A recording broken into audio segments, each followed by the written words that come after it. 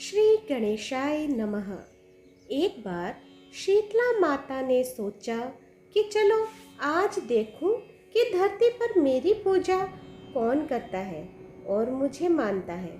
यही सोचकर शीतला माता धरती पर राजस्थान के डूंगरी गांव में आई और देखा कि इस गांव में मेरा मंदिर नहीं है और ना ही मेरी पूजा होती है।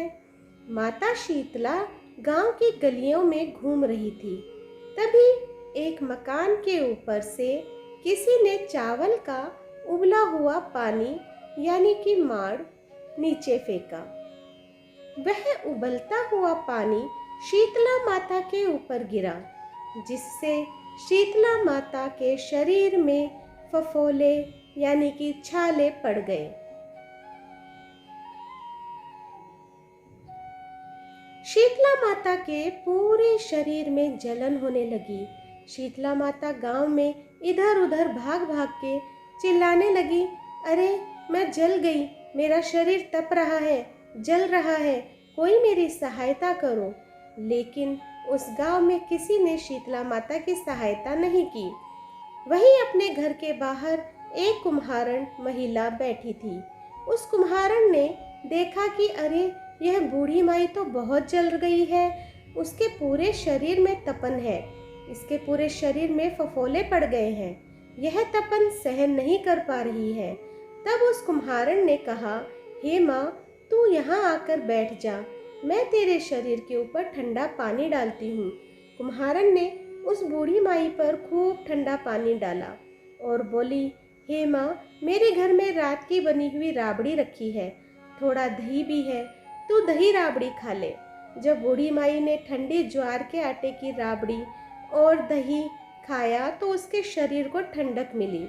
तब उस कुम्हारन ने कहा, आ माँ, बैठ जा, तेरे सिर के बाल बहुत बिखरे हैं, ला मैं तेरी चोटी गूंथ देती हूँ। और कुम्हारन माई की चोटी गूंथने हेतु कंघी बालों में करती रही।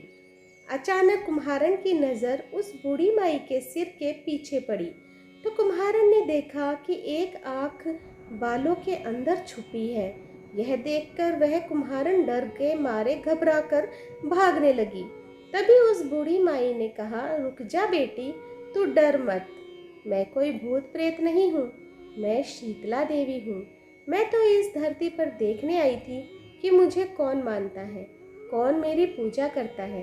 इतना कहकर माता चार भुजा वाली हीरे जवाहरात के आभूषण पहने, सिर पर स्वर्ण मुकुट धारण किए अपने असली रूप में प्रकट हो गई। माता के दर्शन कर कुम्हारन सोचने लगी कि अब मैं गरीब इन माता को कहाँ बिठाऊं। तब माता बोली, हे बेटी, तुम किस सोच में पड़ गई। तब उस कुम्हारन ने हाथ जोड़कर आंखों में आंसू बहते हुए कहा, हे माँ, मेरे घर में तो चारों तरफ दरिद्रता बिखरी हुई है, मैं आपको कहाँ बिठाऊं। मेरे घर में ना तो चौकी है, ना बैठने का आसन ही।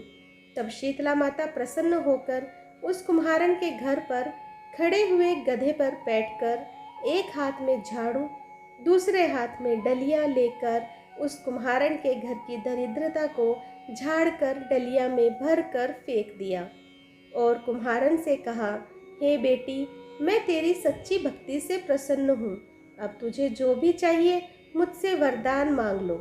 तब कुम्हारन ने हाथ जोड़कर कहा, हे माता, मेरी इच्छा है अब आप इसी डूंगरी गांव में स्थापित होकर यही निवास करें और जिस प्रकार आपने मेरे घर की दरिद्रता को अपनी झाड़ू से साफ कर दिया, उसी प्रकार आपको जो भी भक्त होली के बाद की सप्तमी को भक्ति भाव से पूजा कर अष्टमी के दिन आपको ठंडा जल, दही व बासी ठंडा भोजन चढ़ाए, उसके घर की दरिद्रता को दूर करना एवं आपकी पूजा करने वाली महिला का अखंड सुहाग रखना, उसकी गोद हमेशा भरी रखना।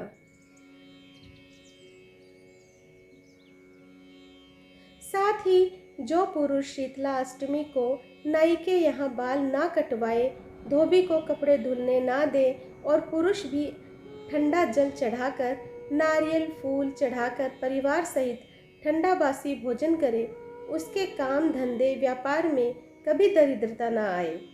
तब माता बोली, तथास्तु। हे बेटी, जो तूने वरदान मांगे हैं मैं सब तुझे देती हूँ। हे बेटी, तुझे आशीर्वाद देती हूँ कि मेरी पूजा का मुख्य अधिकार इस धरती पर सिर्फ कुम्हार जाति का ही होगा।